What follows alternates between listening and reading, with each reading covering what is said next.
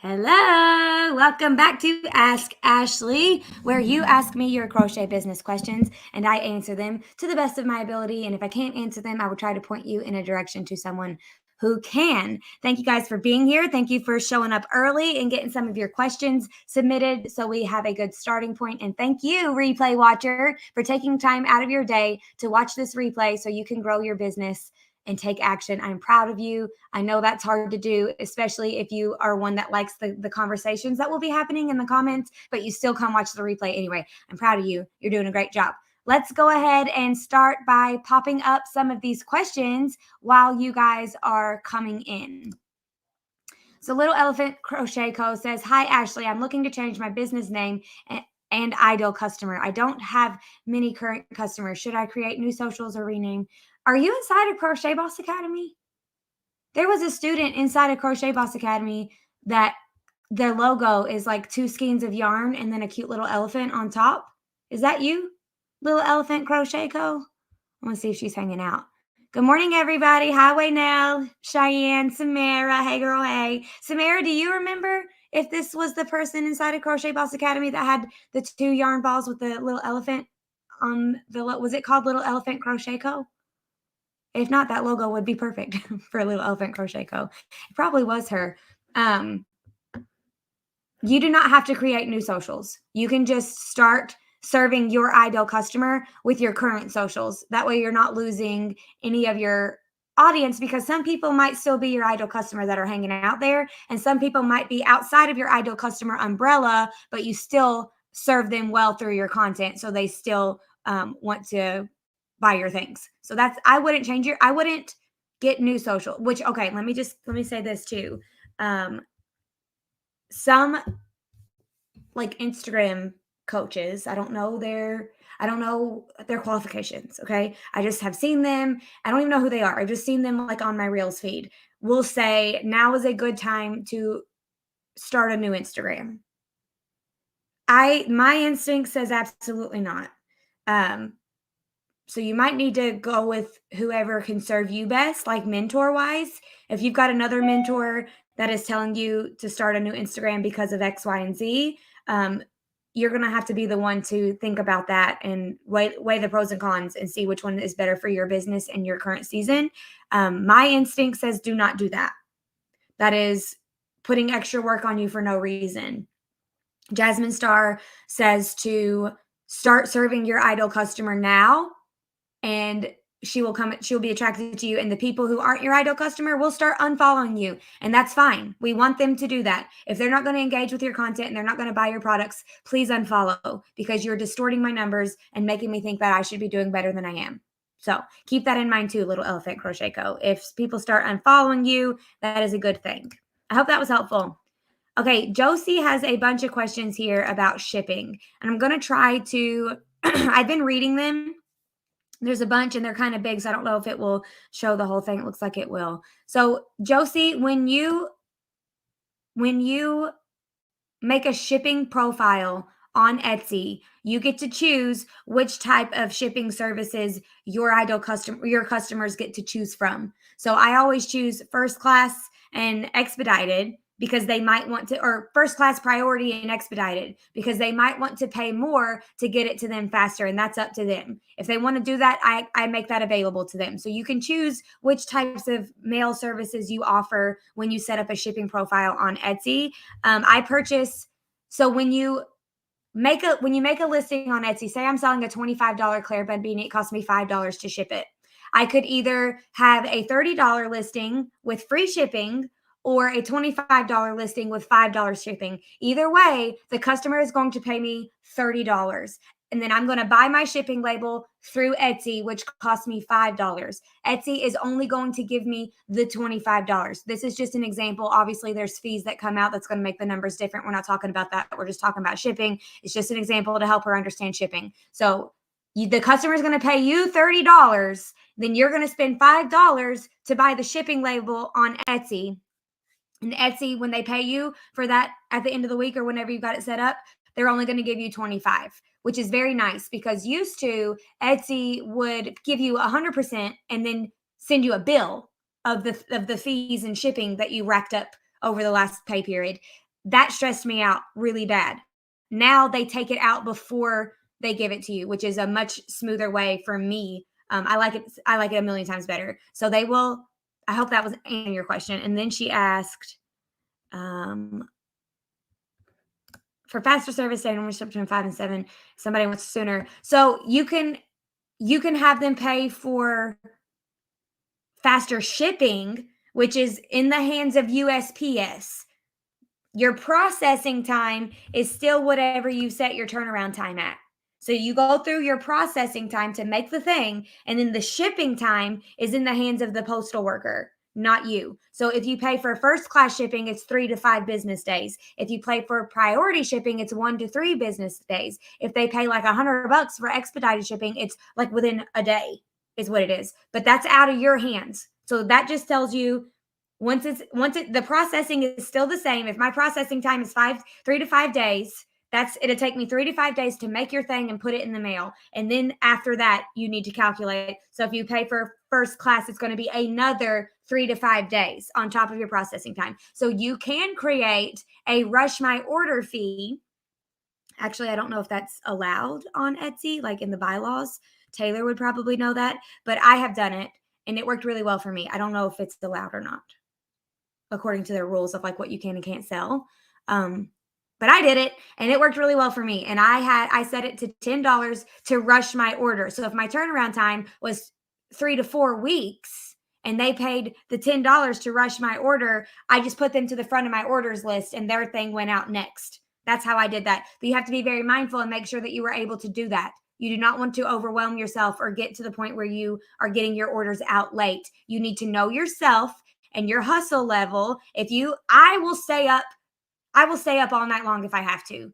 I know myself. I will get it done, son. Like it ain't no thing. But if you are not that type of person, do not put that extra work on yourself, because if you start putting out your orders late, you're going to get poor reviews. And if you get poor reviews, nobody's going to want to shop with you. And your search engine juice inside of Etsy is going to go down the toilet.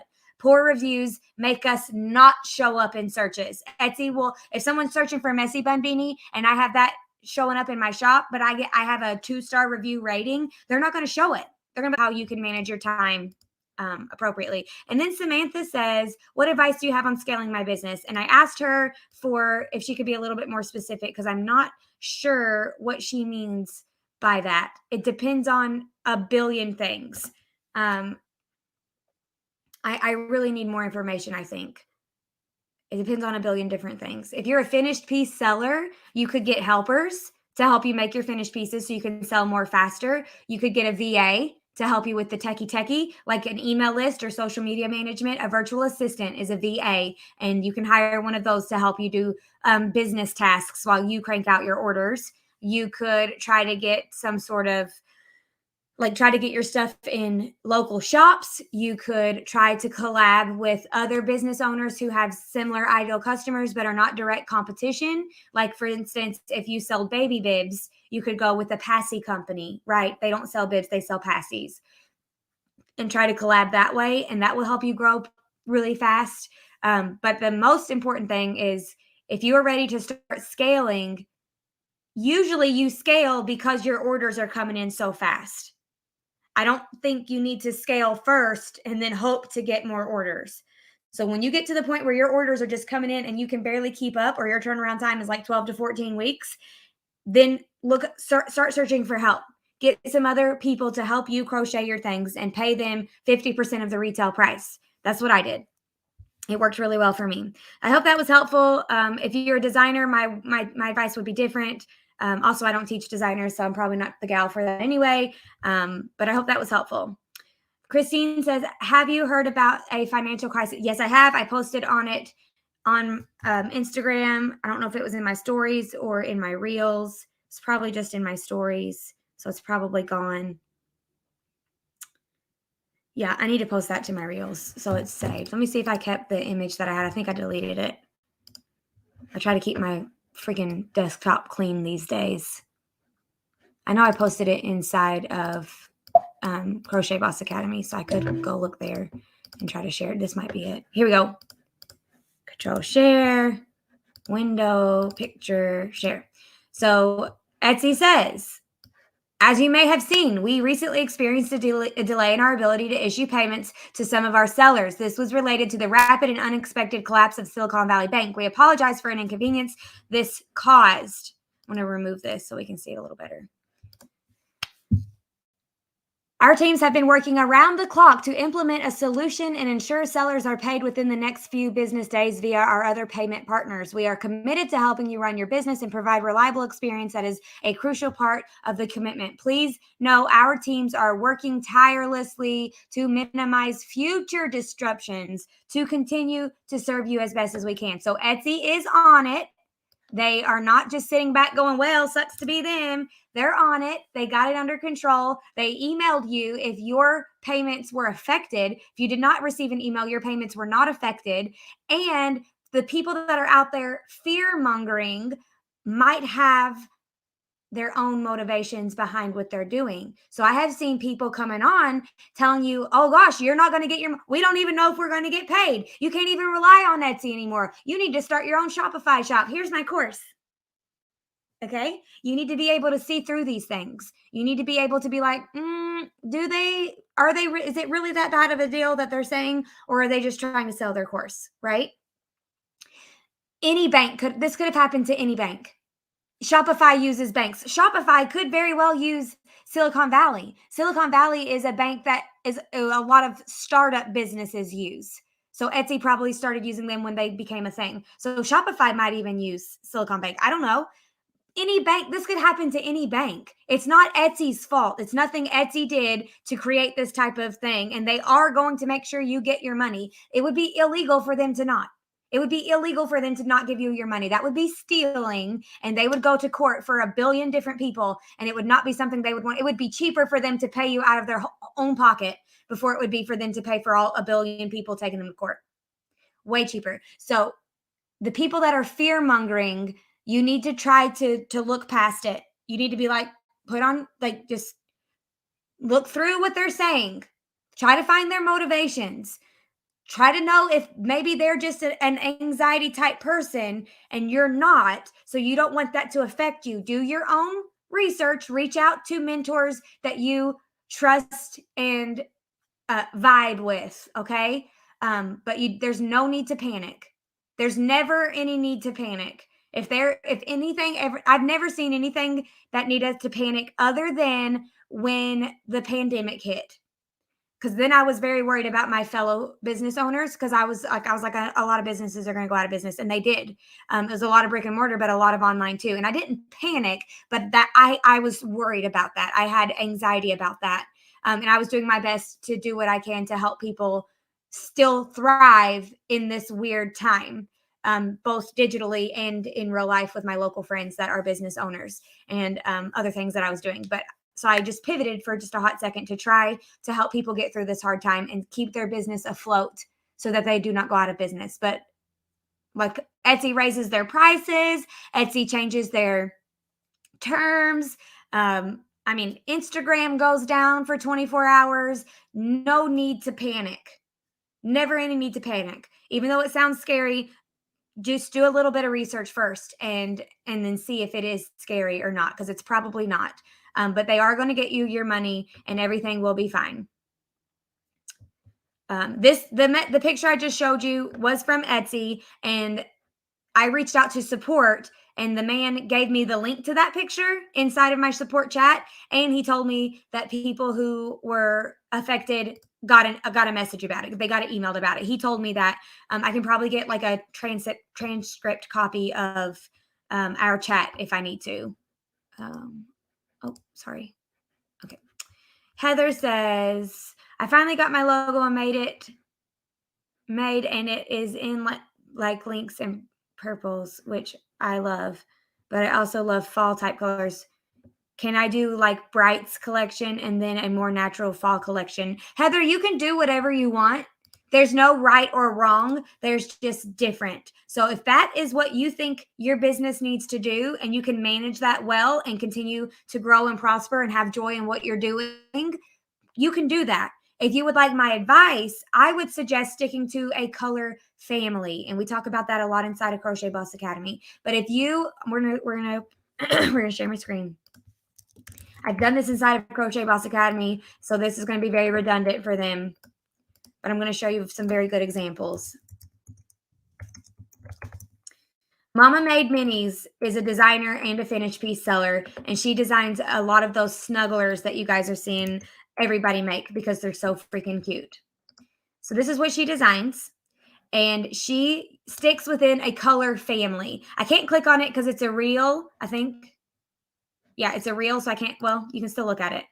So okay, no, we're just gonna look at it from here. So you can see, I'm trying to make it not be gray. Okay, this picture right here, right below my mouse, you can see that she uses a ton of colors. She's not just sticking to 5 colors. She's got a ton of colors in there because she's making animals, and animals are colorful. But you can also see that everything that she is doing is a muted rainbow. Look at these astronauts. She could have done white for his outfit and black for his things, but that does not blend with everything else that she does. Linen and gray is muted. She uses a muted rainbow. Now, the time that she does get a little funky is for her monsters. You can see she does it for her monsters and she does it for her dinosaurs, but those things are not found in nature. So that's okay that she makes them a little bit more funky, especially the monsters, because they're supposed to be funky, right? They're monsters. Monsters are chaotic. They wreak havoc. They're tearing up your house.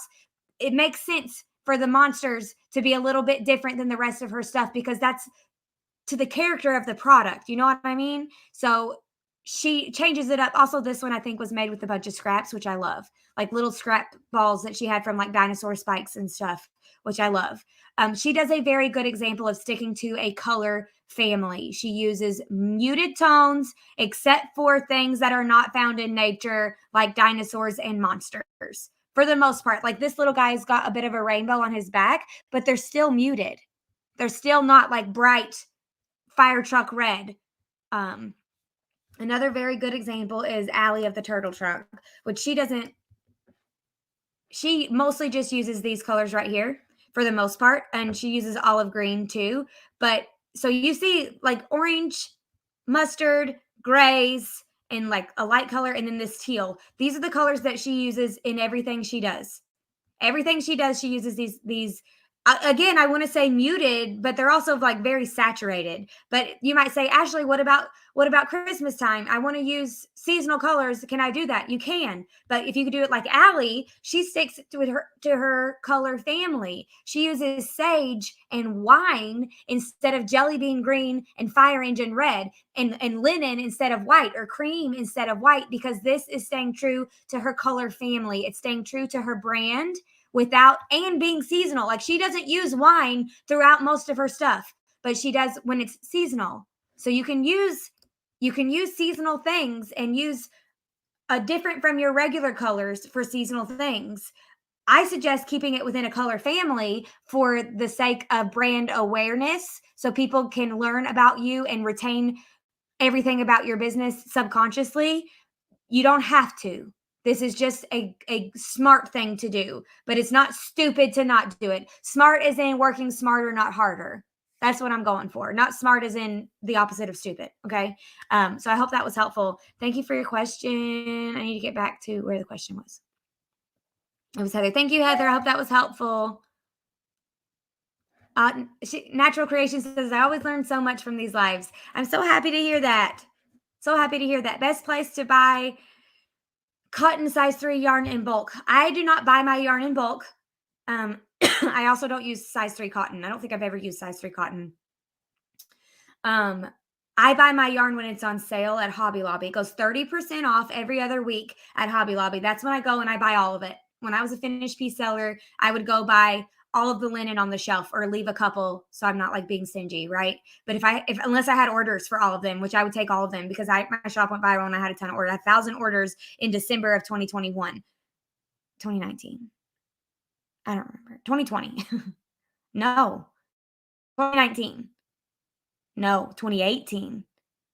December of 2018. Because in 2019, I spent the whole first of the year cranking out beanies all year long through April, because my turnaround time was 12 to 14 weeks. So I would buy all of them because I needed all of them. I wasn't being stingy. I was supporting my family.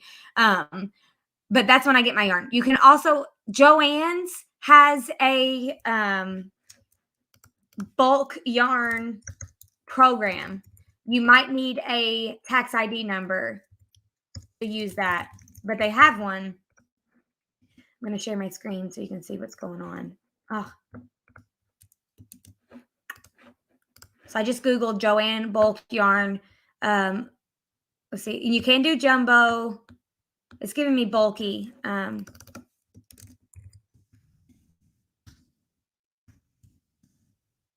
It's the wholesale, right? Ads. Maybe they don't do it anymore. They used to do it where you could sign up to get wholesale prices a little bit, but you had to spend a ton of money in order to do it, and you had to have a tax ID number. So a lot of beginners aren't going to fall into those two things. I'm not seeing it anymore. I'm not sure if they still do that or not. Maybe ask Taylor of Taylor Lynn Crochet. She would probably know. Or I don't know. If you have people that you follow that you know uses Joann yarn regularly, ask them. They might know. I don't use we don't have a Joann in our town, so I don't use it very often. There's one in Lexington that I could go to. You're welcome.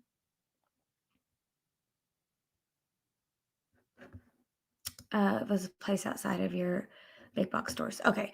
Debbie says, how did the influencer find you? That's a very good question, Debbie. So she's talking about when my shop went viral. So a big Facebook page at the time, Facebook pages aren't as big as they used to be, but this big Facebook page did affiliate marketing, meaning so I do affiliate marketing for Amazon. So when I list something, when I share a link with you guys for something that's on Amazon, if you buy it, I get a small commission. So a lot of people do affiliate marketing as their only business model. They just share things all the time. And my Etsy listing was set up really well. It was a trendy product that was blowing up all over. I had a gorgeous picture of a gorgeous model in a beautiful neutral colored beanie. It was very clean, very crisp. It was very eye-catching. My SEO was on point because when she searched messy bun beanie, I was on the first page. I was on the first page of Google. I was on the first page of Etsy. This was for like two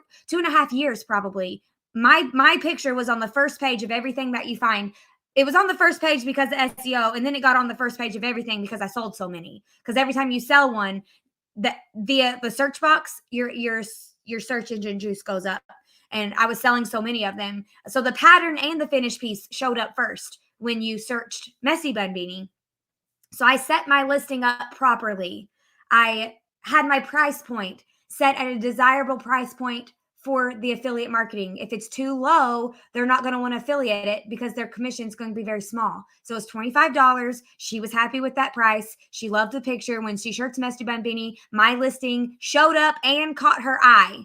And then she shared it in her Facebook group without my knowledge. And the thing blew up. And it was wild. And it was so much fun. And I loved it. But that is how an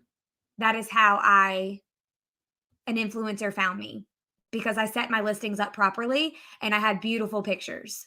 And that is nothing the beautiful picture was a girl in my town, a beautiful girl in my town. She's the prettiest girl I know in real life. So I was like, hey, if I give you some beanies, will you take some pictures for me? She's like, yeah. That was a selfie she took on her phone.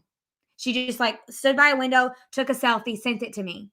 That was it. She's the freaking supermodel, and it was linen, which is a very crisp, clean, gorgeous color. It was very, very good. All of it was a perfect recipe for somebody finding me and sharing it virally. Maria says Joann gives 15% to anyone working in the medical or mental health industry. They used to have a program where you could get buy your yarn in bulk. I'm not sure. I mean, maybe I can Google, because there's no more questions right now. So I'll try to Google that for a second. Let's share my screen so we can Google it together until more questions come in. Did Joann get rid of their bulk yarn program? Joann's, not Joanna. Joann's? I don't even know how to spell. Jonas? No. Joann. There we go. Discount program. Nope.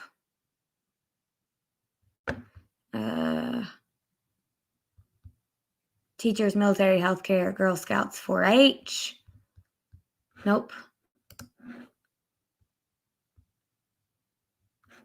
I don't know, guys. I will have to look that up. And if you would like to know, ask me on Instagram and I will see if I found anything. Because I have a resource that I could check, but it's exclusive, so I can't share it. Okay, still no more questions. So if that's all we got going on. Oh, wait. Here's a good one. Sierra's coming in hot. Sierra's coming in hot. Let me share it with you guys.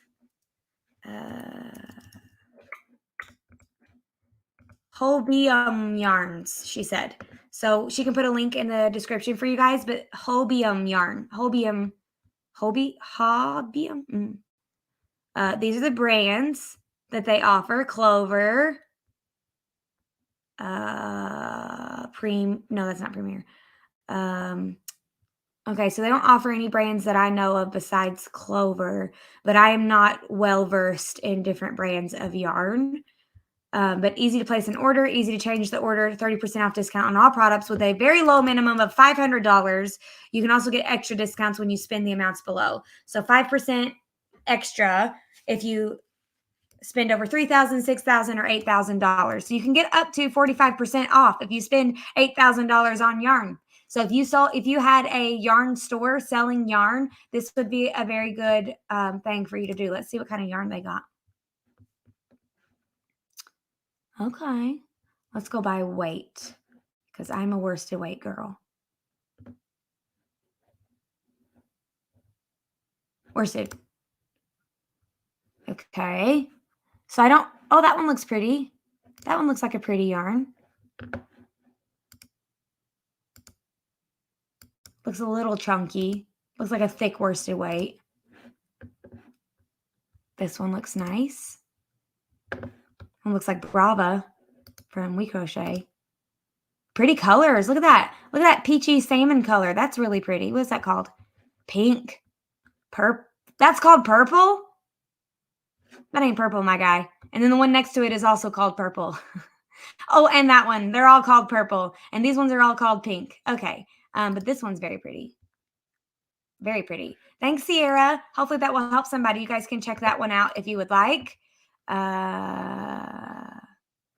Here we go. Let's go back to just me. If we sell a finished item from someone else's pattern, do we need to mention the pattern maker in the Etsy listing? It's good practice. Some designers put that in their copyright statement at the bottom. They say you're welcome to sell your finished piece with what's the word, Sierra? Like not a shout out, but like what's the word? You're welcome to sell the finished piece with blank to the designer. I can't remember. Credit, I guess, is the word. Credit me for the design. So it's very good practice to do that. And you could probably get in trouble if you didn't, if the person asked that you did. Everybody's going to be different. If you just say pattern by a crafty concept, golden. Some people go out of their way and say pattern by a crafty concept, and then they put the link to my Etsy, to my listing. That is huge service. And it works because if they're looking for the pattern, they're not going to buy your listing anyway. So sending them to me is just helping with the community over competition. But at the same time, you only get one hyperlink thing inside of your Etsy listing, and you should use it to link to another thing in your Etsy shop. So if you have your own shop and you're able to link to multiple things and you want to link to me, beautiful. But if not, I would suggest that you use your one and only hyperlink inside of your Etsy listing to link to something else in your Etsy shop. You can still put buy a crafty concept. You can even put the link, but don't hyperlink it. Don't do like the HTTPS. Just do www dot, and then they can copy and paste it if they want to. But that is not your responsibility. I appreciate it deeply. I'm sure it sent people my way. It is very good, loving behavior. But I want you to use your one hyperlink to keep that person on your page, because, well, not even that person. Obviously, that person isn't going to buy your thing, but the next person might. So it's just smart practice to keep that on your page. Thank you for the question. Next one says, I already did that one. My bad. Adrian says, what is the best weight and yarn to use for beanies? I love this yarn. So Adrian, there's not a best. There's not a best there's probably a worst, but there's not a best. It's just preference. For me, I like worsted weight 4. Worsted weight number 4 yarn. My favorite yarn on the planet, hands down, for the rest of my life is Yarn Bee Soft and Sleek by Hobby Lobby.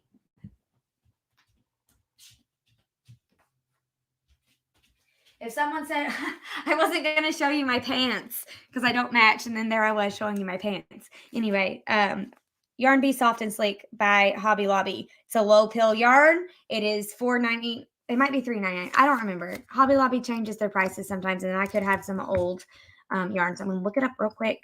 It's either $3.99 or $4.99. I get it at 30% off, though, every other week. Goes on sale every other week. It says $3.99 to $4.99 for Yarn Bee Soft and Sleek. So some of them are $3.99 still. I expect this to go up eventually.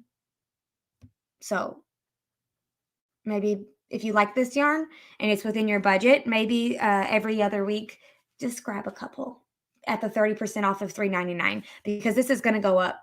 If not, man, it might go up soon because they're clearancing out some yarns. So that means they're getting ready for spring, which means there's a transition time, which is a very good time to raise your prices. So I'm not fear mongering. Okay. It's just $1. It's just $1 more. It would probably go up to $4.99. That's what they did with I Love This Yarn. I Love This Yarn used to be $3.99 for a 7-ounce skein of number 4 worsted weight yarn, but it's not low pill. And this was $3.99 for a 5-ounce skein. So I was like, I'm just going to get I Love This Yarn because that's cheaper per ounce. Now this one's $3.99. I Love This Yarn is $4.99. So they they equal out. So this is the one that I go for. It is better than I Love This Yarn because it is low pill, which means it doesn't get as fuzzy look at this. Imagine this was yarn. That's what, you need like a dark.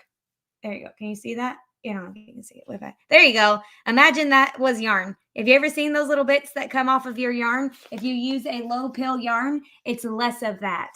And this is my favorite, but you can use any type of beanie or hook, any type of yarn or hook that you want. You just have to use the appropriate hook. So if I wanted to make a beanie out of fingering weight yarn, I could, but it's going to be very dainty and very not warm, but it would be great for spring. You can do whatever you want. If you use blanket yarn, it's going to be very chunky, right? If you use faux fur yarn, it's going to be very chunky. But you can use whatever yarn you want to get the look that you want. But if you want the look of traditional, what most people are doing when you search crochet beanie and that you see all them pictures, it's number 4 worsted weight yarn. That's what most people be doing. Amy says, hi, Ashley. What is the best yarn to use for kids' clothes? I'm thinking something soft, durable, and hopefully. So, Amy, I do not make clothes. Specifically because of the whole you have to do 15 million sizes or you're not being kind to the community. And I don't know how to do that. So I don't do it at all. I've never designed a clothes pattern. I did make a vest from Maria's Blue Crown pattern. And I used the butter something yarn from Michael's. And it was awful. I do not recommend that yarn. I can't remember what it's called. But softer than butter or something, smoother than, it's pretty big. It was a pretty big skein. That was the yarn that I used, and it was awful. It did not drape well. So my thing was kind of tight where it should have been looser if I had used a better yarn. My instincts would say cotton, Amy, because it's machine washable and dryable. And I would say Dishy cotton from We Crochet, or I Love This Cotton from Hobby Lobby. I Love This cotton is silky soft, but Dishy cotton is a little bit more durable feeling. And after you wash it, it feels like your favorite pair of jeans that you've had since high school. So it's very good. They both are pill. They both get fuzzy after you wash them, which I have been seeing that people have been using those little, what are they? Little fuzzy getters. What is it? You know those little things that bzzz, and you rub them over your clothes and it picks off all the fuzzies and then it looks brand new again. I have been seeing people use those on their yarn makes and it makes a big difference. I can't remember what they're called. If somebody can tell me what they're called, I'll Google it really quick. And they changed it last year to $4.99, says Kim. So when I went to the website, Kim, oh, that's not it.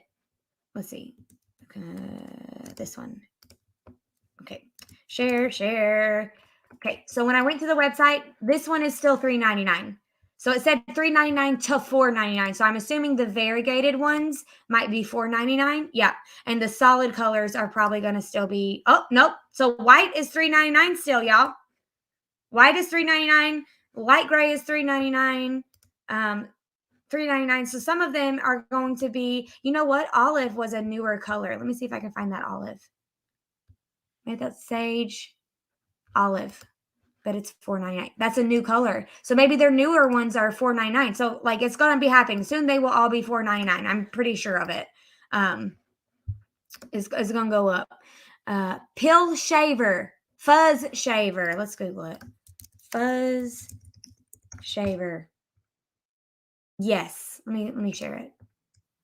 Oh, you're already seeing. That's cool. This thing, these right here, these things, people are running them over their finished pieces like this, and it's picking up all of the things. So while I'm here, let me just grab you an affiliate link for anybody who wants to buy one of these, and I will share it here for you guys. If anybody wants to check it out, that is an affiliate link, meaning I may receive a small commission from purchases made. But I have, it opened a new window.